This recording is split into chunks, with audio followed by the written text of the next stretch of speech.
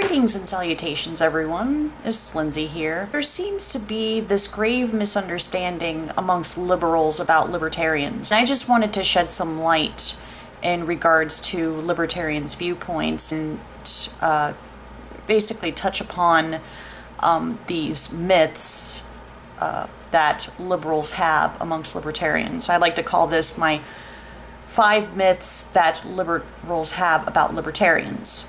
The first myth: libertarians hate the poor. This is simply untrue.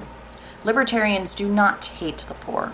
Libertarians believe that people can benefit from a free market economy. It is the welfare state that hates the poor. People on welfare make far less money than a person in the workforce. The removal of government intervention will create more jobs for the public. The free market helps small businesses into creating jobs as well as decrease the costs of their goods and therefore make it more affordable for the consumer. It also eliminates corporatism by making it possible for small businesses to compete in providing goods at affordable pricing as well as provide jobs to those that need it. There are numerous private charities across the United States that are available to assist people in time of need. Without government intervention, the public would have more money to contribute to private charities. It is much more gratifying to give a monetary contribution without the government forcing people to pay into a system that is not benefiting the poor into rising out of poverty. Charity isn't charity if it is mandated at the point of a gun. Myth number 2: libertarians want to take away health care. Libertarians firmly believe that in a free market economy, healthcare would be significantly more affordable and more efficient than if healthcare were to be taken over by the government. Universal healthcare will not benefit the public and will only cause the cost of healthcare to go up and therefore increase rationing of care to certain individuals. The government can and will deny much needed treatment to people in order to provide health care for the entire population. There are numerous clinics across the states that offer medical services for free. Major retail pharmacies such as CVS and Walgreens offer basic health services ranging from vaccines and treatment for the common cold and influenza to lab tests for strep throat and urinary tract infections, all at affordable pricing.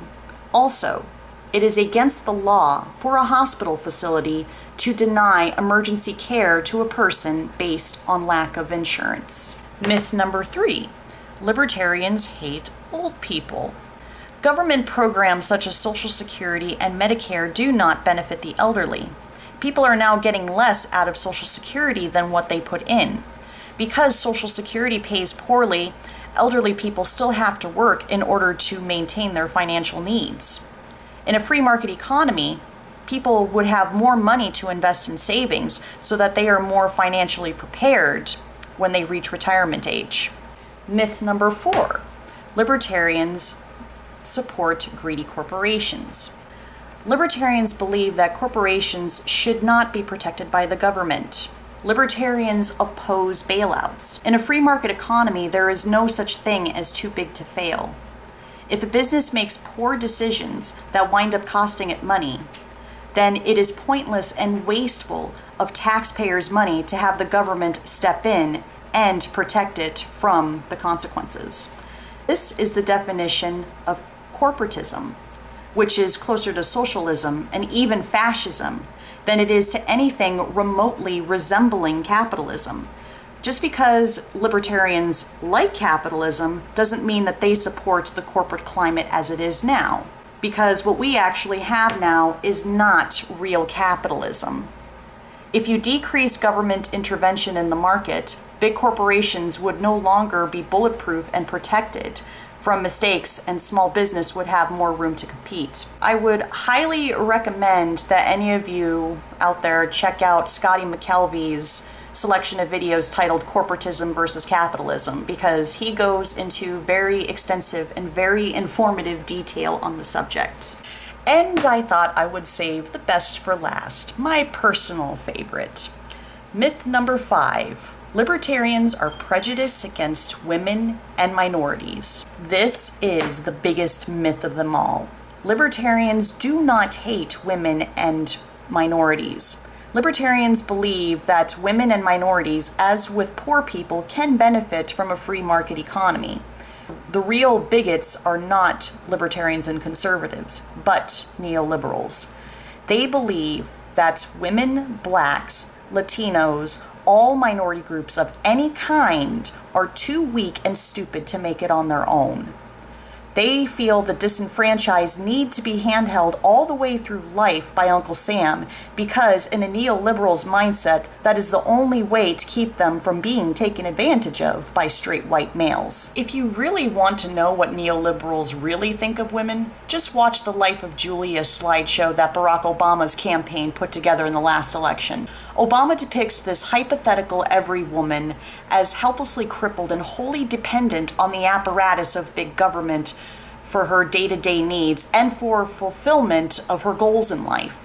This is a far more condescending and sexist view of a woman than anything ever said by a libertarian. Regardless of race or gender or even sexual orientation, the libertarian's message is always the same: to wake up, to act for yourself, to stop sucking on the tit of big government before you become addicted to it.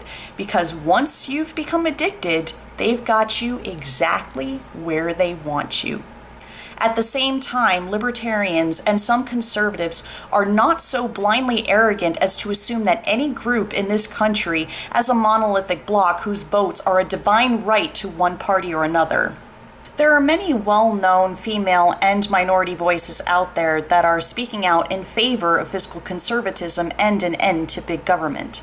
People like Colonel Allen West, Thomas Sowell, Dr. Benjamin Carson, Nikki Haley, Julie Borowski, the list goes on and on. The point is that if libertarians and conservatives were as misogynistic and bigoted as progressives think they are, they wouldn't have given any of these people the time of day, no matter what their message. And to those progressives who have labeled these so-called minority groups as porch monkeys, Oreos, house niggers, Uncle Toms, just because they don't hold the same ideologies that you do, that they firmly believe in independence and capitalism, I have a question for you. Who's the real racist now?